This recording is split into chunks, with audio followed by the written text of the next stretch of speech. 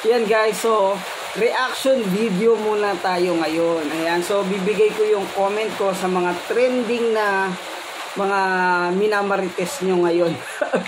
Minamarites nyo okay. So minsan lang ako magmarites kapag tinatamad ako sumayaw. Actually, dapat ngayon ako mag-schedule ng dance challenge pero siguro bukas na lang kasi marami akong ginawa today. So guys, yung pag-uusapan natin is yung ninakaw daw ni Wamos yung konting video ng entry niya sa Pilipinas, di ba? Sa Piliin Mo ang Pilipinas. So ano ba yung magiging sagot ko doon o reaction ko doon sa video na yun? Di ba? So syempre mga Pilipino talaga mababait talaga yan, no? Mababait talaga mga Pilipino. Pero meron talagang mga tao, meron lang naiilan na gagawin tong opportunity para magsalita ng hindi maganda, ng negative, or kung yun yung tingin nilang tama, wala akong magagawa dun. Okay? So, yun.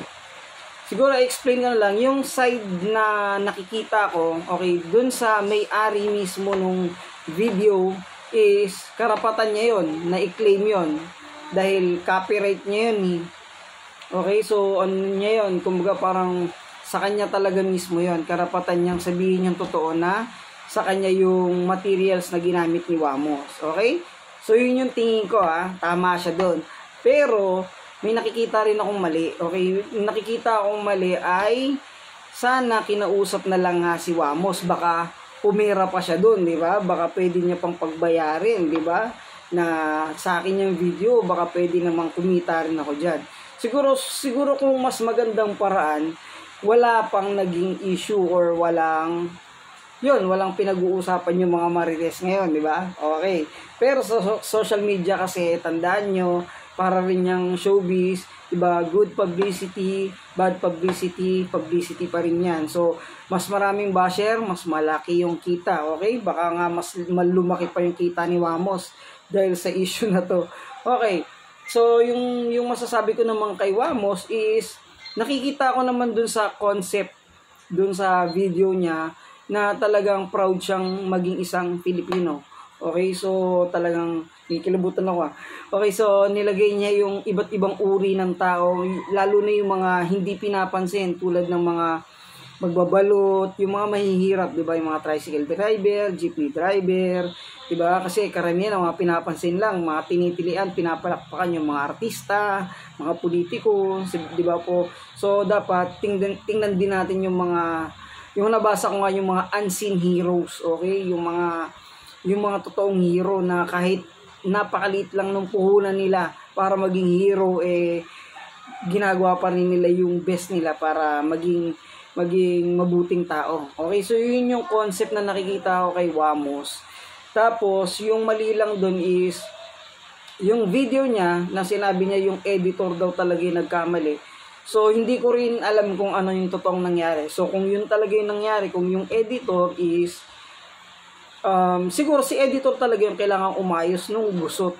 Okay? Pero hindi naman natin dapat sisihin talaga yung editor kasi syempre siguro maganda yung video mismo na nakita ko yung opening, di ba? Yung maramihan talaga diba? Yung parang pang-festival. Kung maganda talaga yun, siguro yun yung napili niya na parang magmamatch dun sa video ni Wamos para mag-trending to. So, yun siguro wala naman sigurong masamang intention, 'di ba? Ang naging mali lang doon is nag-claim yung may-ari mismo ng video. Which is experience ko rin naman yun sa YouTube dahil yun nga medyo na-suspended din ako dahil doon sa copyright issue, okay? So, yun yung monetization ko, yung sweldo ko na-apektuhan din. So, naiintindihan ko rin yung sitwasyon na ganito. Okay, so yun, yung final na message ko lang dito sa nangyaring to, okay, yung comment ko, makikisaw-saw lang tayo, no? Okay, siguro para sa akin din, no, mas maganda, yung natutunan ko dito, mas maganda talaga maging original ka, okay? Gumawa ka na lang ng mga video na kung saan yung original mo talagang content, yung pinag-isipan mo, pinaghirapan mo talaga para pulido, para walang gusot, 'di ba? Yung walang tao kang matatapakan, wala kang kasi syempre yung mga may-ari ng isang content, sasabihin nila pinagpaguran ko 'yan. Kasi mahirap gumawa ng content, mag-uubos ka ng oras mag-isip ng content. Gagastos ka sa content. Yung oras mo, yung buhay mo ibibigay mo sa paggawa ng content. Tapos gagamitin lang ng iba. So hindi nga naman to fair.